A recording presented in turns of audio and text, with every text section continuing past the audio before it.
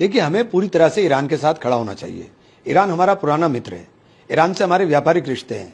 Iran के साथ हमारे सांस्कृतिक रिश्ते हैं। ईरान की जो जड़ें हैं वो हिंदुस्तान से हैं।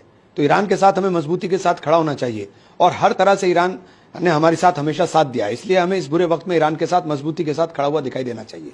लेकिन जो बात आप कह रहे हैं, जो टेलीफोनिक बातचीत में नरेंद्र मोदी ने ईरान के राष्ट्रपति से कहा, उसमें क्या फर्क है? नरेंद्र मोदी ने कहा कि शांति डायलॉग, कूटनीति के जरिए शांति डायलॉग, कूटनीति, ये सारी चीजें, ईरान ने हमला नहीं किया है। ईरान के ऊपर हमला हुआ है। ईरान के ऊपर हमला हुआ है। जब ईरान ने कहा कि मेरे जो न्यूक्लियर प्रोग्राम है वो सारे अंतर्राष्ट्रीय एजेंसी की निगरानी के अंदर है, आप आकर के जांच कर लें, उसने जांच भी कराने की बात करी, उसके बाद भी उसके ऊपर हमला किया जा रहा है। तो ये पूरी तरीके से दादागिरी है और अगर कोई दादागिरी करने का काम करता है तो उस दादागिरी के खिलाफ सबको एकजुटता के साथ जवाब देना चाहिए। इस बीच देख रहे हैं जिस तरीके से ईरान से भारतीय नागरिक, भारतीय छात्र सुरक्षित वापस आ रहे हैं, उसके लिए मोदी ने ईरान को धन्यवाद कहा है कि इस दौर में ईरान ने भारत को वो सुविधा मुहैया कराया ताकि हमारे नागरिक। ईरान ने तो हमेशा हमारा साथ दिया है, बुरे वक्त में हमेशा साथ रहा है, तो हमें ईरान के साथ मजबूती के साथ खड़ा होना चाहिए। लेकिन रिपोर्ट ये भी आ रही है कि पाकिस्तान जो है वो अमेरिका को, ऐसी रिपोर्ट मिडिल ईस्ट से है कि एयर स्पेस दिया पाकिस्तान। अगर ये बात सच है, क्योंकि पाकिस्तान से आप कुछ भी उम्मीद कर सकते हैं, पाकिस्तान किसी का दोस्त नहीं है।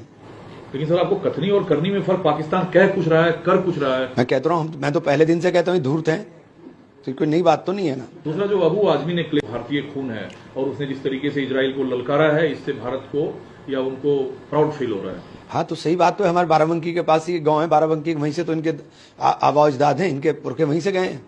इस बात को आप एडमिट कर रहे हैं कि वो यहाँ से गए हैं? हाँ, बता रहे हैं, सब मीडिया के अंदर सारी रिपोर्ट्स हैं, अखबारों के अंदर हैं, लोग गांव वाले बोल रहे हैं, तो यही बात है। और इस बीच चूंकि आप एलआई पार्टनर हैं, कैसे देखते हैं? गद्दारों को क्या साथ रखना चाहिए? गद्दारों को भारी किया जाता है। जब हमारे डेलीगेट्स मेंबर दुनिया भर से ये कहकर आया कि पाकिस्तान ने अटैक किया था, अब एनआईए ने जो गिरफ्तारी की शेल्टर देने के लिए 2 लोगों को कश्मीर में, उसके हवाले से ये जानकारी है कि सभी आतंकवादी पाकिस्तान के थे। इससे भारत को क्या कूटनीतिक बढ़त मिलेगी? देखिए, पाकिस्तान के थे तो पाकिस्तान से एयरलिफ्ट होकर आए थे क्या? वो कहां से आए और कहां चले गए? ढूंढिए, उनको मारिए।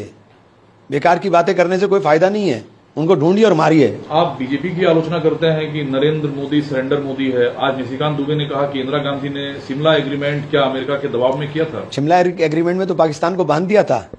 आपने क्या किया? इंदिरा गांधी का मुकाबला करेंगे आप? इंदिरा गांधी ने 2 टुकड़े कर दिए थे पाकिस्तान के। निक्सन ने जंगी बेड़ा भेजा था, जंगी बेड़े को उन्होंने नकार करके कहा था कि मैं अपने उसके ऊपर रहूंगी, और उन्होंने 2 टुकड़े करके हाथ में दे दिया था। आपने क्या किया?